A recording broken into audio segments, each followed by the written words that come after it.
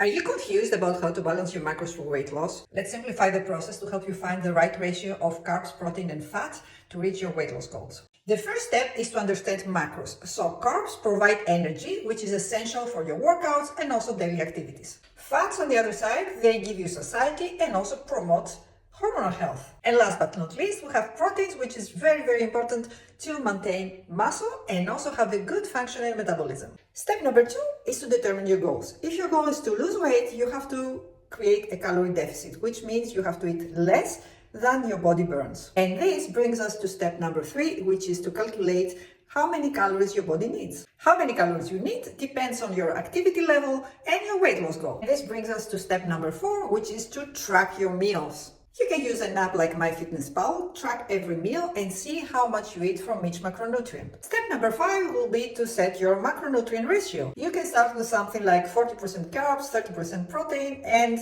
30% fat.